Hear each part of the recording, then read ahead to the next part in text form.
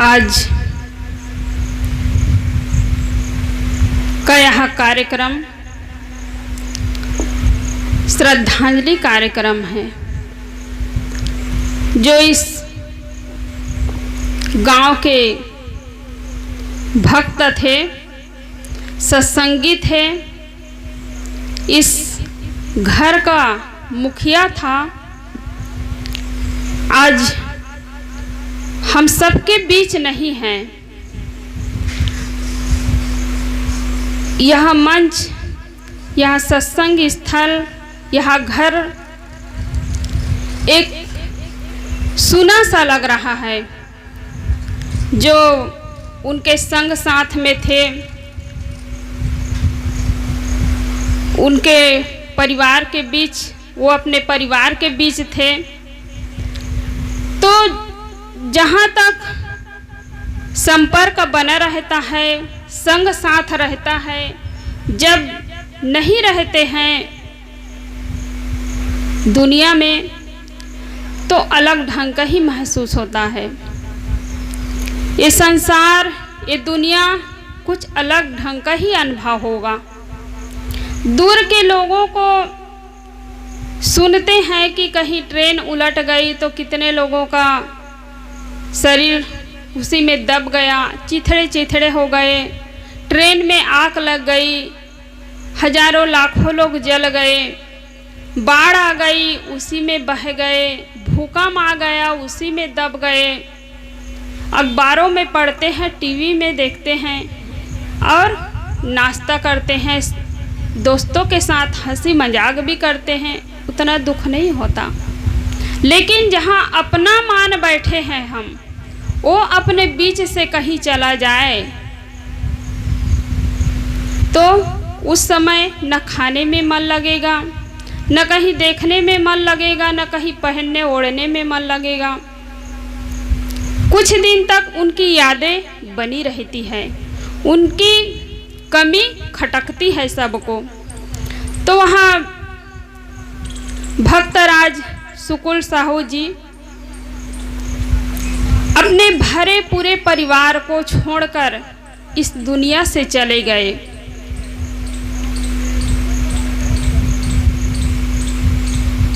उनको सब लोग याद कर रहे, उनकी कमी महसूस कर रहे हैं। जब वो इस दुनिया से गए तो दो सीख देकर गए। एक तो संसार में हम देखते हैं कि लोग इस दुनिया से जाते हैं तो अपने साथ में कुछ नहीं ले जाता है। धन, परिवार, यह शरीर, यही छूट जाता है, साथ में कुछ नहीं जाता है। तो हम सबके बीच में अभी नहीं हैं, चले गए इस दुनिया से तो दो सीख देकर गए। एक तो जाने वाले चले गए तो हम सबको बारी बारी से एक दिन जाना पड़ेगा। भरे पूरे परिवार को छोड़कर, धन संपत्ति को छोड़कर चले गए। और एक भक्ति का बीज, दूसरी सीख है कि भक्ति के बीज बो कर गए अपने परिवार में, अपने गांव में, और भक्ति के बीज बो कर चले गए। और भक्ति के बीज को, संस्कार, अच्छे संस्कारों के बीज को अपने साथ में लेकर चले गए। उनके धन है, संपत्ति है, उसके उत्तराधिकारी तो उनके पुत्र परिवार होंगे, है ना। जब चले जाते हैं घर का मुखिया तो धन संपत्ति के उत्तराधिकारी उनके पुत्र, उनके परिवार के लोग होते हैं। लेकिन भक्ति की जो सद्गुण रूपी धन है, भक्ति रूपी धन है, उसके उत्तराधिकारी केवल परिवार के लोग ही नहीं बल्कि गांव के लोग और हम सब उसके उत्तराधिकारी है। जो भी उनके गुणों को अपनाना चाहे, जो भी उनके सद्गुणों को धारण करना चाहे, वो कर सकते हैं। और सद्गुणों को धारण करना ही असली श्रद्धांजलि अर्पित करना है। अपने परिवार को अच्छा संस्कार दिए, अच्छे मार्ग बताए, उसको हमें अपनाना है।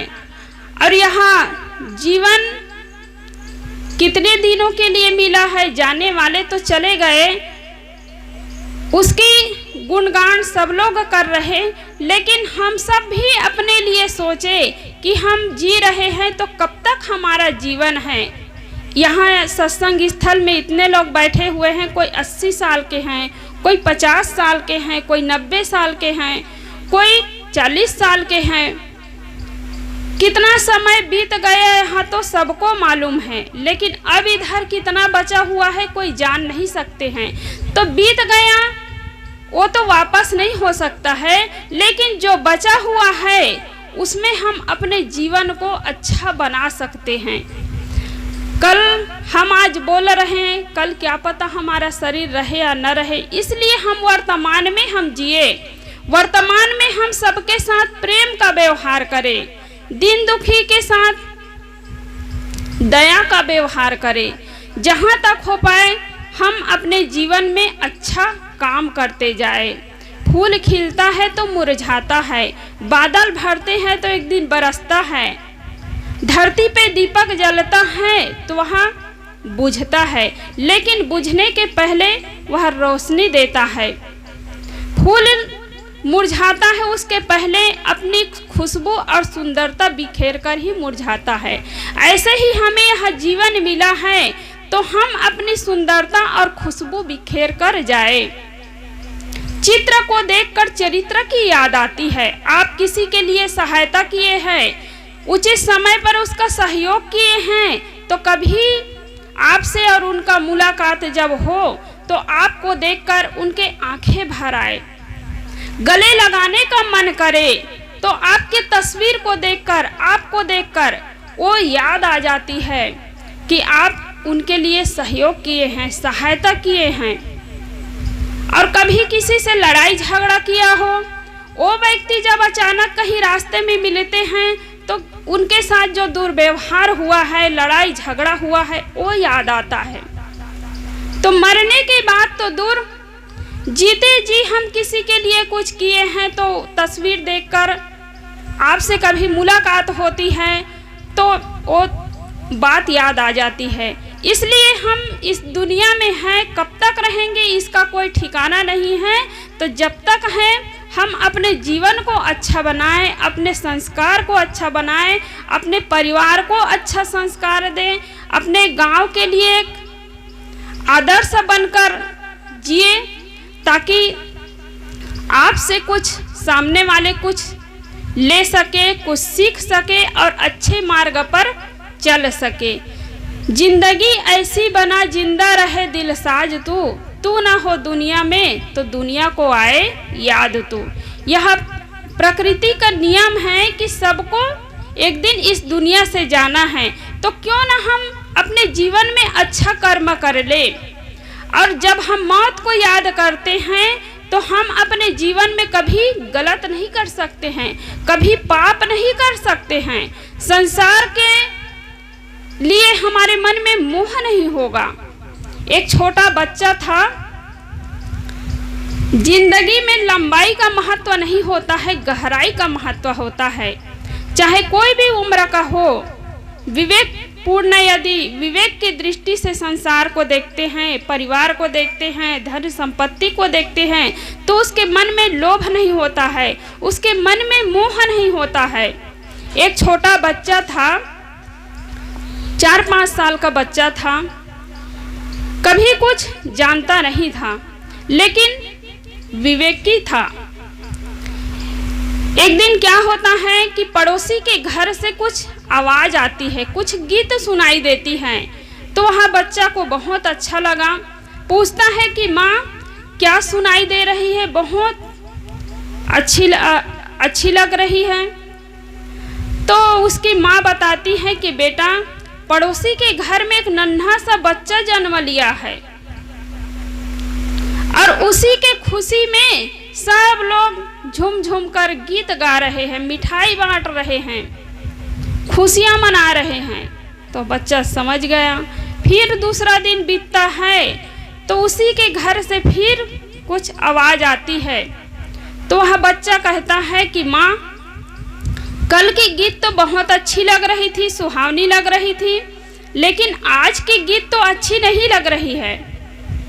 तो उसकी माँ बताती है कि बेटा, कल जो बच्चा जन्म लिया था, जिसकी खुशी में सब लोग झूम रहे थे, गीत गा रहे थे, मिठाई बांट रहे थे परिवार के लोग, आज उस बच्चा इस दुनिया से चला गया। उसी के दुख में सब लोग आंसू बहा रहे हैं, सब लोग रो रहे हैं। तो वह बच्चा को ज्ञान हो गया। कहता है कि माँ, क्या मुझे भी इस संसार से जाना होगा, मुझे भी इसी तरह जाना होगा? तो माँ कहती है कि हाँ बेटा, यह प्रकृति का नियम है, कोई भी इस संसार में नहीं रुक सकता है, सबको समय पूरा होने के बाद जाना ही पड़ेगा। तो बच्चा को ज्ञान हो गया। कहता है कि माँ, जब इस दुनिया से जाना ही है तो क्यों ना मैं इस दुनिया का मोह पहले ही छोड़ देता हूँ। वह बच्चा घर को छोड़ करके किसी संतों के शरण में चला गया, जंगल की ओर निकल गया ध्यान साधना के लिए।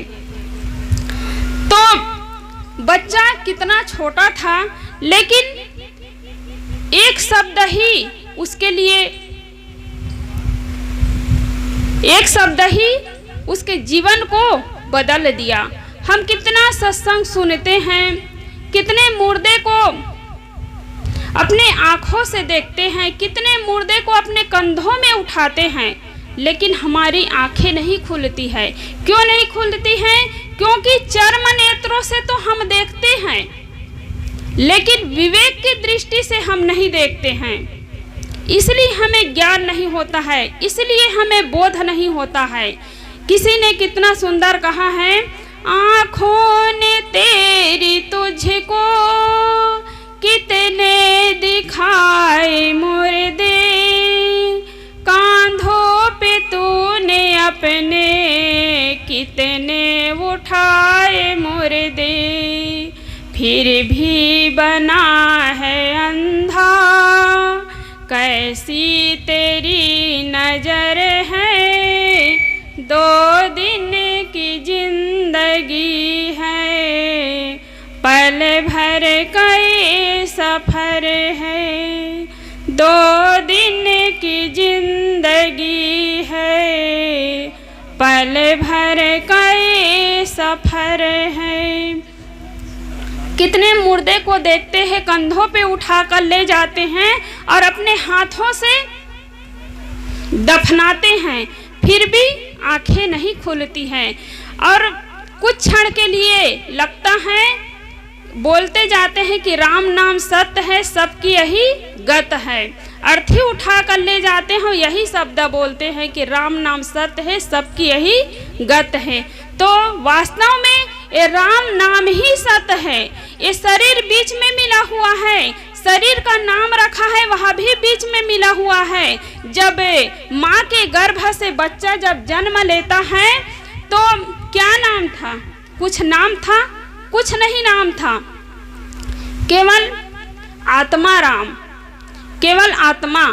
और वे नाम तो बाद में रखा जाता है, शरीर का नाम कुछ दिन बाद में ही रखा जाता है। तो ये सबके घट में जो है, सबके घट में रमैया राम है, वही सत्य है। यह शरीर छूट जाएगा, परिवार छूट जाएगा, धन संपत्ति सब कुछ छूट जाएगा, केवल ये आत्मा ही अमर है। और जो इस आत्मा को पहचान लेता है, उसके अनुसार अपना कर्म करता है, अपने जीवन में अच्छा व्यवहार करता है, वो मरकर भी अमर हो जाता है।